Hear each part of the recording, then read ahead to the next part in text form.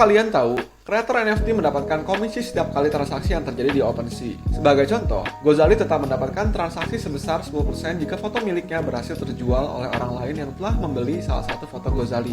Sebagai contoh, saya membeli NFT milik Gozali sebesar 1 Ethereum, kemudian saya berhasil menjual lagi seharga 10 Ethereum kepada orang lain. 10% dari hasil penjualan saya akan diberikan kepada Gozali sebagai bentuk royalti. Hadirnya NFT telah menjadi solusi untuk berbagai industri seperti game, seni, musik, fashion, dan masih banyak lagi. NFT memecahkan masalah bagi para kreator untuk menghindari pembajakan terhadap karya-karya digital mereka. Berkat blockchain, NFT dapat menjamin asal-muasal sebuah karya, menciptakan kelangkaan, dan membuktikan kepemilikan. Sekarang, para seniman dapat menciptakan sebuah karya seni menjadi lebih mudah dan mendapatkan keuntungan yang sangat besar seperti yang terjadi di kasus Gozali. Sebetulnya, NFT itu tidak hanya sekedar seni, tetapi memiliki fungsi. Lalu bagaimana tren NFT ke depan? Menurut saya, game dan fashion adalah industri yang memiliki potensi sangat besar. Sebelum kita mulai mengulik lebih dalam, jangan lupa like, share, dan subscribe channel saya sebagai bentuk dukungan kalian atas video yang saya buat.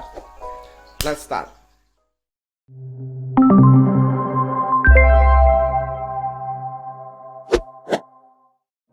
NFT dikenal oleh banyak orang hanya sebatas sebuah foto atau gambar, seperti milik Gozali. Pada faktanya, NFT tidak hanya berbentuk gambar, tetapi bisa juga sebuah video, suara, hingga item pada suatu game atau metaverse. Selain nilai estetik, NFT juga memiliki nilai guna atau fungsi seperti item yang digunakan di dalam dunia virtual sebagai fashion, sebagai tiket masuk pada sebuah event, sebagai investasi, hingga sebagai aktualisasi diri yang merepresentasikan status seseorang.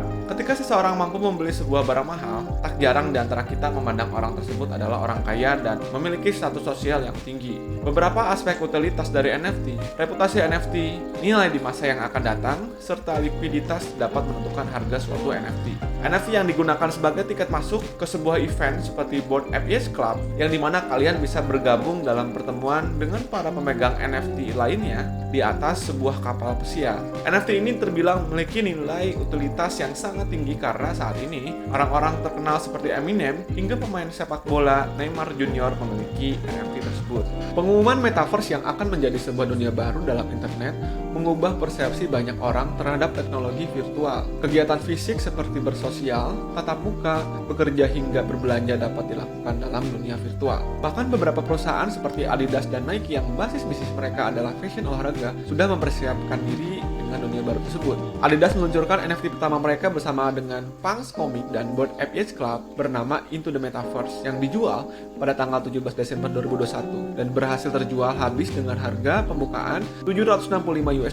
Saat video ini dibuat, harga NFT Adidas mencapai 1,098 Ethereum atau hampir setara dengan $2.700. NFT milik Adidas ini nantinya dapat digunakan oleh pemiliknya di Sandbox dan Metaverse. Jadi tidak hanya menjadi barang kolektor, tapi juga merupakan sebuah barang yang dapat dikenakan oleh pemiliknya di dunia virtual. Informasi singkat, Sandbox adalah platform decentralized game dunia virtual berbasis blockchain yang memberikan kebebasan kepada pemainnya untuk melakukan berbagai aktivitas.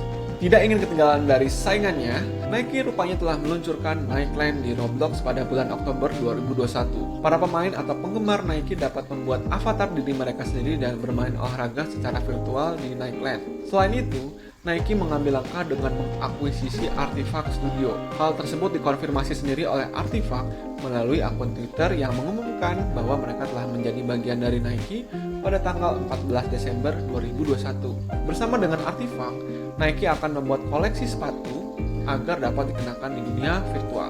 Artifact sendiri adalah perusahaan startup NFT fashion yang memproduksi sepatu virtual. Pada bulan Februari 2021, Artifact mengklaim telah berhasil menjual sebanyak 600 pasang virtual sneakers hanya dalam 6 menit dengan menghasilkan lebih dari 3,1 juta US dollar pada saat itu. Mungkin prestasi Artifact inilah yang menarik perhatian dan minat Nike untuk mengakuisisi perusahaan kreatif tersebut. Selain berdampak pada dunia fashion, NFT juga mengubah sistem game yang selama ini hanya untuk kesenangan semata menjadi sebuah game yang dapat menghasilkan pendapatan tambahan. Salah satu contohnya adalah Axie Infinity, yaitu game berbasis NFT yang dimana setiap pemain akan melawan pemain lain atau bermain dalam mode adventure. Setiap pemain yang menang dalam setiap match atau adventure mendapatkan sejumlah SLP yang bisa diperjualbelikan di crypto exchange. Pemain juga bisa menjual karakter gamenya di marketplace Axie Infinity menggunakan Ethereum.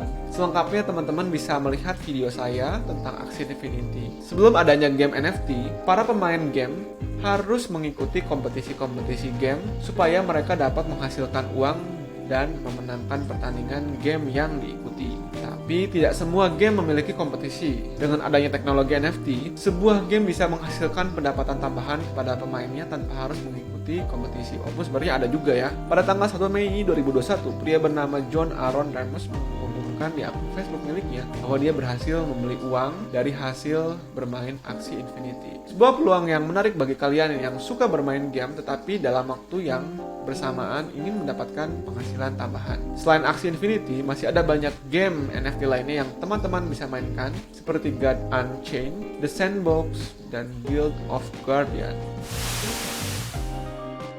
Melalui teknologi blockchain, banyak perusahaan yang mulai masuk ke dalam dunia NFT, juga mengubah persepsi banyak orang soal game yang hanya menghabiskan waktu.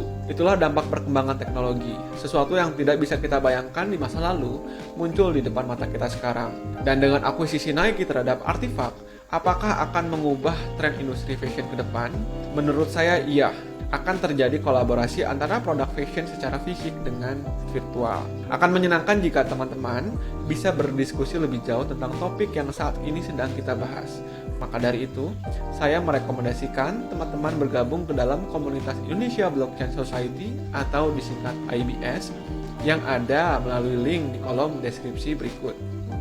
Teman-teman bisa berdiskusi bersama saya atau member lainnya membahas seputar teknologi blockchain. Teman-teman juga bisa mengecek akun Instagram IBS untuk mendapatkan informasi terbaru. Oke, sekian dari video saya. See you in the next video.